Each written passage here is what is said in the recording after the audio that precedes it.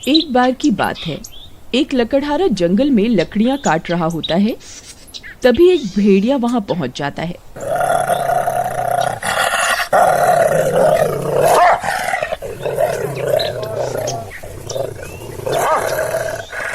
वह लकड़हारा उस भेड़िए को देखकर बहुत डर जाता है।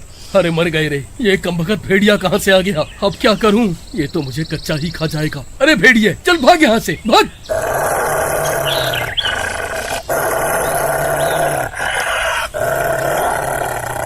तभी भेड़िया उसे देखकर गुर्राने लगता है। अरे मर गया रे, ये कमबख्त तो गुर्रा रहा है। अब क्या करूं? अरे भागो रे, अरे मर गए रे, अरे भागो रे, अरे मर गए रे, मर गए।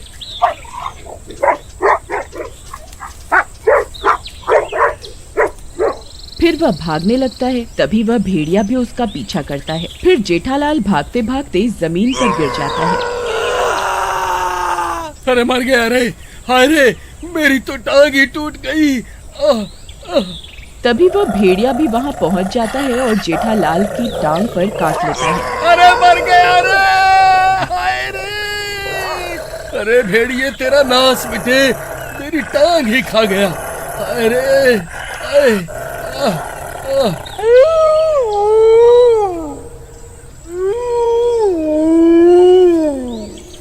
फिर वह भेड़िया उसे काट कर वहाँ से भाग जाता है और जेठालाल भी जैसे तैसे अपने घर आ जाता है। अजी, ये क्या हो गया? ये आपकी टांग से खून कैसे निकल रहा है? मैं जंगल में लकड़ियाँ काट रहा था, तभी एक कमबख्त भेड़िए ने मेरी टांग पर काट लिया। कोई बात नहीं, ये जल्द ही ठीक हो जाएगा, घबराने की कोई जरूरत नहीं है। रात होने पर वे दोनों सो रहे होते हैं। तभी जेठालाल पर भेड़िए के काटने का असर शुरू हो जाता है। वह अजीब अजीब सी आवाजें निकालने लगता है।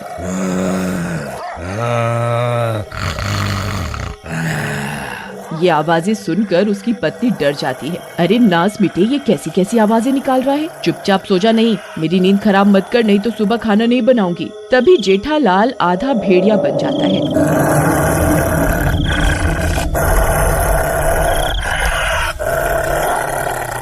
अरे मर गई रे, ये इन्हें क्या हो गया? ये तो आधे भेड़िए बन गए। अरे मर गई रे, अब क्या करूं? फिर कमला भागकर घर से बाहर चली जाती है और बाहर से दरवाजा बंद कर देती है। फिर वह हैवान जोर जोर से दरवाजा पीटने लगता है और बाहर निकलने की कोशिश करने लगता है। वह भेड़िया खिड़की से झांककर बाहर देखने लगता है। मूर्ख औरत, दरवाजा खोल, मुझे बहुत भूख लगी है। खोल दरवाजा।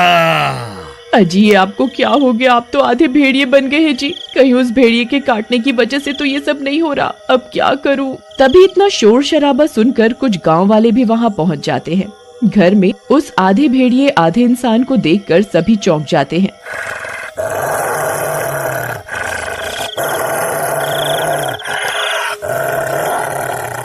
अरे बाप रे, ये क्या है भाई? ये कौन सी जाति का जानवर पाल रखा है कमला बहन तुमने?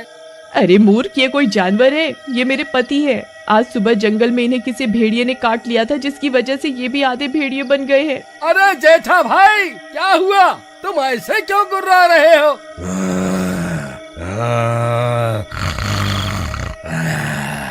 जरा शांति से बैठ जाओ भाई, सब ठीक हो जाएगा। तभी वह गुर्राने लगता है। मूर्ख गाँव वालों, मुझे एक बार घर से बाहर निकलने दो, फिर देखो मैं तुम्हारी क्या हालत करूँगा। अरे भाई, अगर ये बाहर निकल गया तो हम में से किसी को जिंदा नहीं छोड़ेगा। लेकिन भाई, अब इसका करे क्या? भाई, जब तक हमें इसे ठीक करने का उपाय नहीं मिल जाता है, इसे यही कैद करके रखना होगा। फिर सब गांव वाले रात भर उस घर के बाहर हाथों में मशाल लेकर पहरा देने लगते हैं।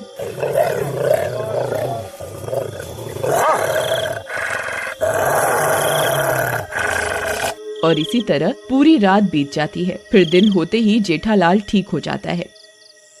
अजी, आपको कुछ याद भी है? कल रात को आप आधे भेड़िए बन गए थे। तुम ये क्या कह रही हो भगवान? ये कैसे हो सकता है? मैं ठीक कह रही हूँ जी। आप रात होते ही भेड़िया बन गए थे। आपके गुर्राने की आवाज सुनकर गांव के सब लोग घर के बाहर इकट्ठे हो गए थे। ये सब सुनकर जेठालाल हैरान परेशान हो जाता है। फिर रात होते ही अजी मुझे आपको रस्सी से बांधना ही होगा। अगर आप कल की तरह फिर से भेड़िए बन गए तो मेरी शामत आ जाएगी। अरे तुम्हारा दिमाग खराब तो नहीं हो गया? मैं कोई जंगली जानवर थोड़े ना हूँ जो मुझे घर पर बांध कर रखना चाहती हो। मैं तुम्हें अपने आप को बांधने नहीं देने वाला। अजी नहीं नहीं, ये आप क्या कह रहे हैं? सुनिए जी, वैसे ही रात हो चुकी है, आप किसी भी वक्त भेड़िए बन जाएंगे। कृपा करके मेरी बात सुन लीजिए। अरे चल हट, बड़ी आई मुझे बांधने वाली। तभी कुछ गांव वाले भी वहां पहुंच जाते हैं। मारो मारो, आज इस भेड़िए को नहीं छोड़ना है, आज इसे जान से मार कर ही रहेंगे। अरे मर गए रे, इस कमबख्त ने तो सारे गांव वालों को मेरी जान लेने के लिए बुला रखा है।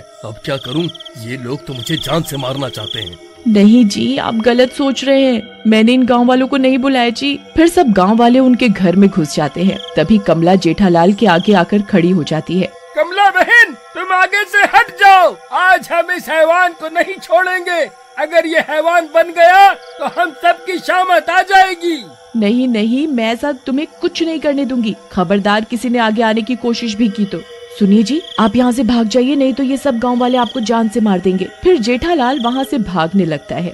अरे भागो रे भागो, ये गांव वाले तो पागल हो गए हैं। अरे मर गया रे, भागो रे भागो भागो। अरे मारो रे, ये बच के नहीं जाना चाहिए। मारो मारो मारो। सभी गांव वाले हाथों में मशाल लेकर उसका पीछा करने लगते हैं। आज इसे जिंदा नहीं छोड़ेंगे, मारो मारो। तभी भागते भागते वे सब लोग घने जंगल में पहुंच जाते हैं। जेठालाल भागकर कहीं झाड़ियों में चला जाता है। सभी गांव वाले जंगल के बीचों बीच पहुंच जाते हैं। डर के मारे सबकी हालत खराब हो जाती है। अरे मर गए रे, ये कमबख्त कहाँ जाकर छुप गया? अब क्या करे भाइयों? तभी झाड़ियों में से किसी के गुर्राने की आवाज आने लगती है।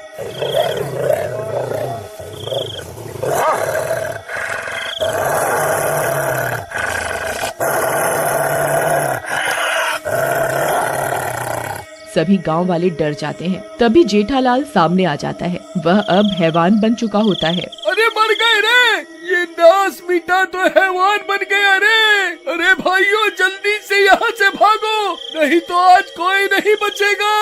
अरे भागो रे, सब अपनी अपनी जान बचाकर भागो रे। फिर सभी गांव वाले वहाँ से भागने लगते हैं। अरे भागो रे, ये तो आदमखोर बन गया है। ये कमबख्त तो हमारे खून का प्यासा बन गया है।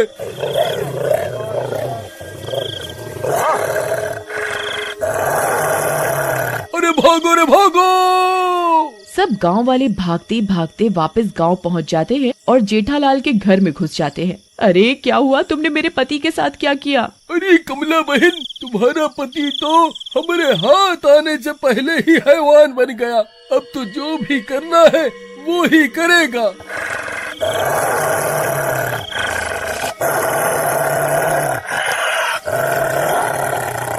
तभी वह हैवान भी उनका पीछा करता हुआ वहाँ पहुँच जाता है।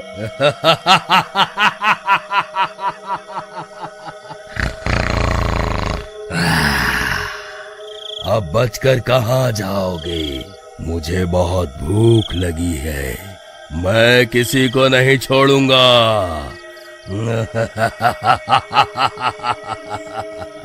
अजी रुक जाइए, ऐसा मत कीजिए। देखिए ना, इस तस्वीर को देखिए, मैं आपकी पत्नी हूँ और आप मेरे पति हैं। आपको कुछ भी याद नहीं है क्या? फिर उस तस्वीर को देखकर वह हैवान कुछ पल के लिए वहीं रुक जाता है। तभी वहाँ एक महामुनि पहुँच जाते हैं और उस हैवान के गले में एक माला डाल देते हैं। जैसे ही माला उसके गले में पड़ती है, जेठालाल के ऊपर से उस हैवान का साया हटने लगता है और देखते ही देखते वह ठीक हो जाता है।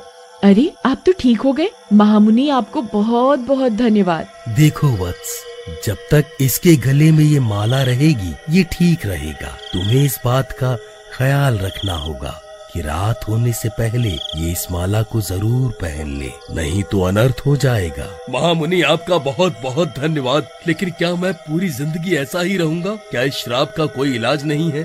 देखो वत्स, जब तक मैं श्राप को काटने का कोई रास्ता नहीं ढूंढ लेता तब तक तुम इस माला को अपने साथ ही रखना। मैं जल्द ही कोई उपाय ढूंढता हूँ। इतना बोलकर वह महामुनि और सभी गांव वाले वहाँ से चले जाते हैं। फिर कुछ दिनों के बाद एक चोर उनके घर की खिड़की से झांकने लगता है। उस माला को देखकर उस चोर की आंखें फटी की फटी रह जाती हैं। अरे वाह वाह, ये तो बहुत कीमती माला लगती है। आज तो मजा ही आ गया। वाह वाह वाह। अगर आप अगला भाग देखना चाहते हैं तो कमेंट में जरूर बताइएगा। Thanks for watching.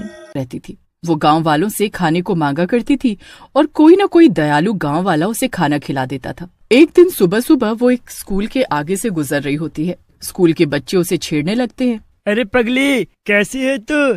आज तो बहुत सुंदर लग रही है। पप्पू की बात सुनकर पगली औरत कहती है, सुंदर होगी तेरी माँ, समझा? मैं तो ब्यूटीफुल हूँ, ब्यूटीफुल। पप्पू का दोस्त सनी भी उसे छेड़ते हुए बोलता है, अरे ओ पगली औरत, आइसक्रीम खाएगी? मेरे पास आइसक्रीम है, ये ले। पगली औरत को आइसक्रीम बहुत पसंद होती है और वो सनी से कहती है, अरे वाह, तेरे पास आइसक्रीम है? मुझे तो आइसक्रीम बहुत पसंद है, चल खिला दो आइसक्रीम। ऐसा कहकर पगली औरत सनी के पास जाती है। सनी उसे सड़े गले फलों से भरा हुआ डब्बा दे देता है। वो डब्बा लेकर वो औरत वहाँ से चली जाती है। आज तो मुझे आइसक्रीम मिली है, मैं अकेले में खाऊंगी और किसी को भी नहीं दूंगी। खूब मजा आएगा। पागल औरत के जाने के बाद सनी और पप्पू आपस में बातें करने लगते हैं। अबे कंगले, एक बात बता, तेरा भुक्खड़ बाप तो 2 रुपए देता नहीं, तू आइसक्रीम कहाँ से ले आया? पप्पू की बात सुनकर सनी हंसने लगता है और बोलता है, खा गए ना धोखा। अरे वो मैंने उस औरत को कोई आइसक्रीम नहीं दी है, बल्कि उस डब्बे में कई दिनों के बासी फल पड़े थे जो मैंने उसे दे दिए। सनी की बात सुनकर पप्पू भी हंसने लगता है। तभी उनके साथ पढ़ने वाली एक लड़की, जिसका नाम पूजा होता है, उनकी बातें सुनकर बोलती है, तुम दोनों कितने घटिया इंसान हो। अगर उस औरत को कुछ हो गया तो तुम्हें उस पर कोई दया नहीं आई। पूजा की बात सुनकर सनी हंसते हंसते बोलता है, अरे पूजा, तू क्यों मदर इंडिया बन रही है? अरे मजाक ही तो की है, कहीं सड़े फल खाने से कोई मर सकता है क्या? लेकिन पूजा का डर सही होता है। पागल औरत सारे सड़े फल खा लेती है और फल खाने के बाद उसकी तबीयत खराब होने लगती है। पूजा पागल औरत को गांव के वैद्य जी के पास लेकर जाती है। वैद्य जी औरत को देखने के बाद बोलते हैं, पूजा बेटी, इसकी तो तबीयत बहुत खराब है, इसे तो केवल भगवान ही बचा सकते हैं। इसकी तबीयत गंदा खाने से खराब हुई है, अब इसका बचना मुश्किल है। ऐसा कहकर वैद्य जी वहाँ से चले जाते हैं। पूजा भी भारी मन के साथ वहाँ से चली जाती है। अगले दिन सुबह पता चलता है कि वो पागल औरत मर गई। सब गांव वाले सरपंच के पास जाते हैं। ननकू सरपंच से बोलता है, अरे सरपंच जी, इस बेचारी पगली औरत का कोई नहीं था। मुझे लगता है हम गांव वालों को इसका अंतिम संस्कार कर देना चाहिए, नहीं तो इसकी लाश की बहुत दुर्गति होगी। ननकू की बात सुनकर सरपंच जी कहते हैं, सही कह रहे हो ननको, हमें भी यही लगता है। हमें इसकी लाश का अंतिम संस्कार कर देना चाहिए। फिर सरपंच के कहने पर गांव वाले लाश का अंतिम संस्कार कर देते हैं। लेकिन पगली औरत की आत्मा रात में आ जाती है और बोलती है, गांव वालों, तुम्हारे बच्चों ने मेरी जान ली है। अब देखो मैं क्या मजा चखाती हूँ, किसी को भी नहीं छोड़ूंगी। सब गांव वाले खून के आंसू रोएंगे। तभी उसकी नजर उसकी लाश के पास खड़ी पूजा पर पड़ती है। पूजा रो रही होती है और अपने आप से बोल रही होती है, ये उन दुष्टों ने आपके साथ अच्छा नहीं किया। उन दोनों को उनके किए की सजा भगवान जरूर देगा। पूजा की बात सुनकर पगली औरत की आत्मा कहती है, ये एक नेक बच्ची है और एक वो दुष्ट बच्चे, मैं जरूर बदला लूंगी। भगवान नहीं, मैं ही सजा दूंगी सब दुष्ट बच्चों को। ऐसा कहकर चुड़ैल एक औरत का रूप ले लेती है और अगली सुबह गांव के स्कूल में प्रिंसिपल के पास जाकर कहती है, सर मेरा नाम कामिनी है, मैं इस गांव में नई आई हूँ और इंग्लिश की टीचर हूँ। स्कूल में कोई इंग्लिश टीचर की जरूरत है क्या? मैं यहाँ पढ़ाना चाहती हूँ। कामिनी की बात सुनकर प्रिंसिपल बोलते हैं, बेटी, टीचर की जरूरत तो है, लेकिन स्कूल के पास पैसे नहीं है नया टीचर रखने के लिए। अगर तुम चाहो तो फ्री में पढ़ा सकती हो। प्रिंसिपल की बात सुनकर कामिनी खुश हो जाती है और बोलती है, कोई बात नहीं सर, मैं फ्री में ही बच्चों को पढ़ा लूंगी, आप पैसे की चिंता मत करें। इस तरह चुड़ैल इंग्लिश टीचर के रूप में स्कूल में आ जाती है और फिर बच्चों को पढ़ाना चालू कर देती है। कुछ दिन तो चुड़ैल कुछ नहीं करती, लेकिन एक दिन उसे मौका मिलता है। चुड़ैल पप्पू के पास जाती है और बोलती है, पप्पू बेटा, पहचाना मुझे? तेरी वजह से मेरी जान गई थी। चुड़ैल की बात सुनकर पप्पू बोलता है, मेरी वजह से? मैंने क्या किया है चुड़ैल जी? मैं तो आपको जानता भी नहीं हूँ। पप्पू की बात सुनकर चुड़ैल हंसने लगती है और बोलती है, तू मुझे नहीं जानता। ये मजाक मुझे बहुत ही ज्यादा अच्छा लगा। अरे तेरी वजह से ही तो मैं मर गई थी। भूल गया मुझे, मैं वही पगली हूँ जिसे तूने और तेरे दोस्त ने सड़े हुए चुड़ैल की बात सुनकर पप्पू और भी ज्यादा घबरा जाता है और वहाँ से भागने लगता है, लेकिन चुड़ैल उसे पकड़ लेती है। जाने दो मुझे, मैंने कुछ नहीं किया है। जो भी किया है उस सनी के बच्चे ने किया। लेकिन चुड़ैल पप्पू की आंखें निकाल लेती है। तू कुछ भी कह लड़के, तूने और तेरे उस शैतान दोस्त ने मेरे साथ ऐसा किया है। इसकी सजा तो तुम दोनों को और तुम्हारे जैसे सब शैतान लड़कों को मिलेगी। और हाँ, अगर तूने ये बात किसी और को बताई तो इस बार तेरी जान ले लूंगी। आंखें निकलते ही पप्पू बेहोश हो जाता है और जब उसे होश आता है तो वो अपने आप को गांव वालों के बीच में पाता है। सरपंच जी पप्पू से कहते हैं, पप्पू बेटा, ये क्या हुआ? कहाँ गई तुम्हारी आंखें? सरपंच की बात सुनकर पप्पू से बोलने लगता है, लेकिन तभी उसे चुड़ैल की धमकी याद आ जाती है और वो बोलता है, पता नहीं सरपंच जी, मैं तो बेहोश हो गया था। जब मुझे होश आया तो मेरी आंख चोरी हो गई थी। मुझे कुछ दिखाई नहीं दे रहा। पप्पू की बातें सुनकर सरपंच और गांव वाले वहां से चले जाते हैं। अगले दिन चुड़ैल कामिनी के रूप में पढ़ा रही होती है। तभी एक शरारती बच्चा उसे दिखता है। वो उस बच्चे के पास जाती है और बोलती है, मैं तुम्हारी नई इंग्लिश टीचर हूँ, क्या तुम मुझसे पढ़ोगे? कामिनी की बात सुनकर बच्चा हंसने लगता है और बोलता है, मैडम जी, आप जैसे सुंदर टीचर से तो मैं जरूर पढ़ूंगा। बताओ कहाँ पर पढ़ाओगे? तुम तो बड़े ही बदमाश बच्चे हो, चलो हम दूर जाकर पढ़ते हैं। फिर कामिनी बच्चे को लेकर स्कूल की दूसरी तरफ खाली जगह पर ले जाती है और वहां जाकर अपने असली रूप में आ जाती है। तुम बहुत ही शैतान हो और तुम्हारे जैसे एक शैतान ने मेरी जान ली है, इसलिए मैं तुम्हें जाने नहीं दे सकती। ऐसा कहकर चुड़ैल बच्चे की आंख निकाल लेती है और उसे भी डराते हुए बोलती है, सुन लड़के, अगर तूने हमारे बीच की बात किसी और को बताई तो तू जान से जाएगा, समझा? फिर चुड़ैल वापस कामिनी के रूप में आ जाती है। इसके बाद तो चुड़ैल एक के बाद एक कई बच्चों की आंखें निकाल लेती है। अरे कुछ करिए, नहीं तो हमारे गांव में एक भी आंख वाला बच्चा नहीं बचेगा। पता नहीं कौन सा दुष्ट है जो इनकी आंखें निकाल रहा है। गांव वाले की बात सुनकर सरपंच जी कहते हैं, अरे दीनानाथ, ऐसे क्यों गुस्सा कर रहे हो? ये मेरे भी बच्चे हैं, लेकिन मैं क्या कर सकता हूँ? कोई बच्चा बताने के लिए तैयार ही नहीं है। अरे लेकिन सरपंच जी, हम इस तरह हाथों पर हाथ धर कर भी तो नहीं बैठ सकते। सही कह रहे हो दीनानाथ, लेकिन हमें ये जानना तो होगा ही कि ये सब कर कौन रहा है। इसलिए मेरी तुमसे और बाकी गांव वालों से ये प्रार्थना है, पहले पता करो कि ये सब कौन कर रहा है। फिर अगले दिन चुड़ैल टीचर बनकर स्कूल में जाती है। तभी उसे सनी दिखता है। सनी को देखकर चुड़ैल गुस्से में आ जाती है और गुस्से में आते ही वो चुड़ैल के रूप में बदल जाती है। चुड़ैल के रूप बदलते ही स्कूल में भगदड़ मच जाती है। चुड़ैल सनी को पकड़ लेती है और बोलती है, कहाँ जा रहे सनी के बच्चे? तेरी वजह से तो मेरी मौत हुई थी और मैं चुड़ैल बनी थी। मुझे जाने दो, मैं क्यों मारूंगा तुम्हें? आपको कोई गलत फहमी हुई है चुड़ैल जी, जाने दो मुझे। मम्मी पापा बचाओ मुझे। कोई नहीं बचा पाएगा तुझे। तेरी तो मैं आके नहीं बल्कि जान निकालूंगी, समझा? तूने तो मुझे सड़े फल खिलाए थे और मेरी जान ली थी। चुड़ैल की बात सुनकर सनी रोने लगता है और बोलता है, नहीं नहीं, वो सिर्फ एक मजाक था। मुझे क्या पता तुम्हारी जान चली जाएगी। जाने दो मुझे। लेकिन चुड़ैल उसकी एक नहीं सुनती और गुस्से में सनी की गर्दन दबाने लगती है। सनी दर्द से छटपटाने लगता है। तभी वहाँ पूजा आ जाती है और बोलती है, पगली आंटी, आप ऐसे कितने बच्चों को मारेंगी? इसके जैसे तो बहुत हैं। इसकी सजा कानून को देने दो, आप इसे छोड़ दो। पूजा को देखकर चुड़ैल का गुस्सा शांत हो जाता है और वो सनी को दूर फेंक देती है। पूजा बेटी, तू सही कह रही है। इसके जैसे न जाने कितने हैं जो अपने मजाक के लिए दूसरों का बुरा करते हैं। इनको सजा देने का हक मुझे नहीं है, पुलिस ही इन्हें ठीक करेगी। तभी वहाँ एक पुलिस वाला आता है और सनी को लेकर चला जाता है। पूजा चुड़ैल के पास जाती है और बोलती है, आंटी, आप बाकी बच्चों की भी आंखें लौटा दीजिए, उन्हें संभलने का एक और मौका दीजिए। पूजा की बात सुनकर चुड़ैल हंसने लगती है।